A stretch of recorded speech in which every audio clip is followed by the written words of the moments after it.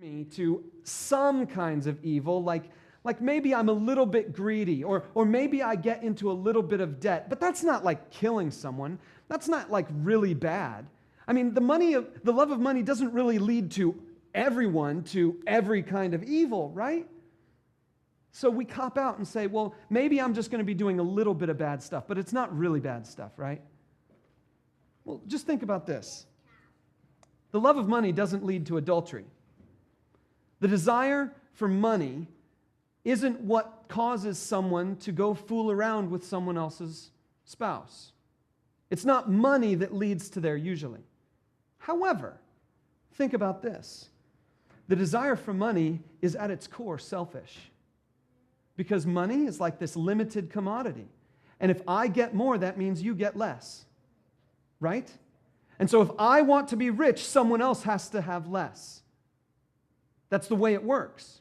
And so the love of money is inherently selfish, which is the same root as adultery. See, what Paul is trying to say is that the love of money is exactly the same thing that leads to every kind of sin. It is the thing that leads to everything wrong with our world. In fact, Paul's phrase here isn't just all kinds of evil. Literally, he just says all the bad.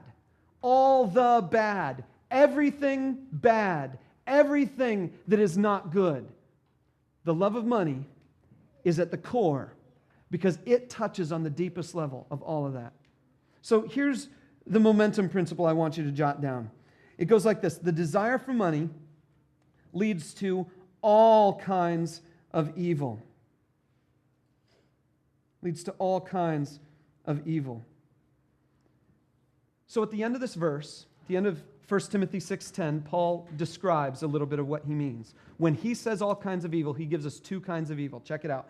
Go back up there. It says, some people eager for money have A, wandered from the faith, and B, pierced themselves with many griefs. There are two problems that money is guaranteed, the desire for money is guaranteed to bring in your life. Number one, it has the power to draw you to places of moral failure. Wandering away from the faith means wandering away from the things God has called you to live that you have believed in. Some people actually give up on their relationship to God because money is more important. Jesus said, you can only serve one master, either God or money. You can't serve both. And so some people in their desire for money have wandered away from the faith. And some have done that overtly. I'm going to leave the church. I'm going to leave all my relationship with God. I'm just going to walk away from it. Some people have done it much more subtly. And they say the love of money has caused them to compromise their values. When I was first married, this was back in 1997, and many of you remember the internet from those days. The internet was a wild and wacky place. It was like the wild, wild west, and just about anything could go back then. Piracy was on the rampage. And I realized that there was a way to monetize some of the things that were going on in the internet. And I came up with this scheme. Because see, when I was a kid, I had a Commodore 64 computer. Some of you know that. The world's best gaming system ever. I mean, the thing rocked. It had like 16 colors on the screen at the same time. For crying out loud, that was awesome. And so I had this when I was a kid. And then in 97, I discovered that on the internet, there were all these companies out there, these people, these guys hosting websites, and they had all those old video games. And you could download those video games and play them in an emulator on your computer. So I could make my computer act like the computer I had when I was 10. Awesome, making your computer even older than it is. So I did that, and then I realized if I downloaded all of them, then I could put them onto a CD, and I could eBay it. And I did. I made like $500 downloading all the games and then putting them on CDs and selling them one by one, $10 a pop on eBay. It was awesome until Jen found out about it. And my wife then said, "What are you doing?" I said, "This is great. I'm downloading all these things. I'm providing a service for my customers. I'm doing the download. I'm paying for the internet. I'm doing the download. So I'm providing a service for my customers, and I'm taking stuff that I didn't create or make, and I'm putting it on CDs, and I'm selling it to other people for a huge profit. It's amazing. It's awesome." And she said, "Are you serious?" She said, it sounds like a scam to me. So I prayed about it. And I thought, my wife is probably right. And I stopped doing that when eBay told me I was infringing copyright and couldn't do it anymore. Nearly lost my account, but I didn't. But here's the thing. The love of money can lead you to compromise your morals, can lead you to compromise your values.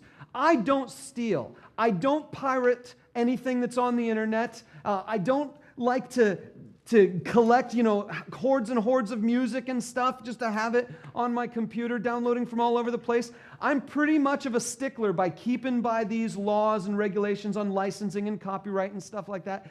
But it caused me to compromise my morals just because I wanted a little bit of money. As I've given this some thought, I've realized that this has caused a lot of problems in our society. And I think the love of money manifests itself in three particular ways. The first way it manifests itself in your life, these are on your note sheet. The first way the desire for money can manifest itself in your life is hard work.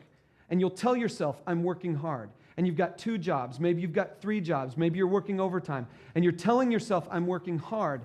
And some of us call that a value. Some of us call that a really good thing, and it is. But some of us use the word hard work to really refer to something that should better be called workaholism.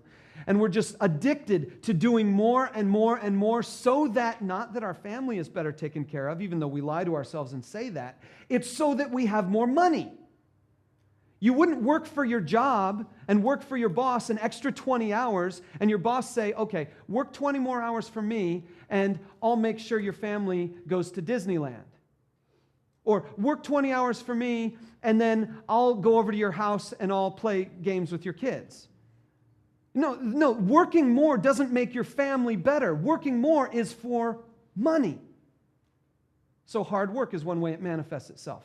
Another way it manifests itself in our society is dishonesty. I'm a victim of that. I've done it myself, dishonesty. And the third way it manifests itself in our society, here's your blank, is credit. See, if you love money, you can either work harder, you can be dishonest, or you can get credit. And you can just go to a bank and say, I want more money. And they say, great, we'll give you some. Isn't this a great arrangement? America is one of the most wonderful places in the world where you can just walk up to someone and say, I want more money. And they'll say, sure, here you go. Take some. How much you need? I'll give you $20,000 on a piece of plastic. And if that's not enough, there's another company down the street that they'll give you $20,000 on the same piece of plastic because your application for this credit doesn't really affect your credit rating that much, and so they'll give you another one. And you can go like 6 companies and just get as much money as you want. Credit. I'm going to tell you a little bit of something because I think this has led to many griefs, just like Paul said in 1 Timothy 6. And so I'm going to give you a brief lesson in economics. Hopefully this will work. The first thing I want to demonstrate to you is how interest works the way we tend to think about money. Because most of us tend to think about money in a system where we think, and I used this earlier this morning, that it's in limited supply. That there is a limited supply of money, and so therefore, if I get more money, you get less. That's the way we generally think, and I want to show you something here. Imagine there's this dude here, and he's green because he's got money. And there's this dude over here, and he's red because he doesn't have any. He's in the red. And so this guy who's got the green says to this guy who's in the red, I'll give you some. Check this out. I'll give you some with only one agreement. When you give me money back, you need to give me just a little bit more. Okay? So this guy says, okay, I'll pay you back that. Oh, and I have to give you just a little bit more. And then he's still in the red because he had to give back more money than he ever got to begin with. And so this guy still holds the cards. He says, oh, sorry about that. Maybe I made you pay me back too soon. Let me give you a little bit more money to help you. So he gives a little bit more money, and he says, but when you pay it back, just give me a little bit more just for my time, just to pay for my time. So that guy gives some, and then he gives some extra. And if you notice what happens, this guy gets a lot more than he gives. And the second question is, this guy has to get extra money from somewhere out here in order to pay back all of that. If you have a limited money supply, anyone who charges interest is going to take over the entire system. I made a little graphic for you. Go ahead and put this up on the screen if you would for me there, Daniel. So here's like a limited money supply, and then there's this one dot. Go ahead and play the next one. There's this one dot, and he's got some money. He's going to lend it. He's a little bit bigger, and then one more click. And then what happens is that one, through interest, just takes over the entire money system. Now, that's not good for the guy who wants to lend money, right? Because once he gets all the money, there's no more money to get. So he doesn't like this system, and you don't like this system because he eventually gets all the money. So the only other way to change this is to create a system where money can be constantly created. How do you think money gets created in our world today? Does the government print it? It grows on trees? How does it get created? Well, here's the next thing that I learned. I was not aware of something. Now, I'm not an economic type person. I've never been interested in economic theory and whatnot until a couple years ago when I saw some things on YouTube that freaked me out. And so I did a little bit of research this last week. I've talked to a buddy of mine who's an economic PhD candidate over at Purdue. And then I talked to a couple other people about some other things, and I even read a Wikipedia article there. So, I mean, I'm good. But based on Wikipedia, I'm dumbing this down for me. So if this is too dumb for you and you know better than this, just don't shame me now. Put it on your card and let me know how I'm wrong. But this is how I understand what's going on. And so I'm gonna jot this down. This is something called fractional reserve economy. The fractional reserve system.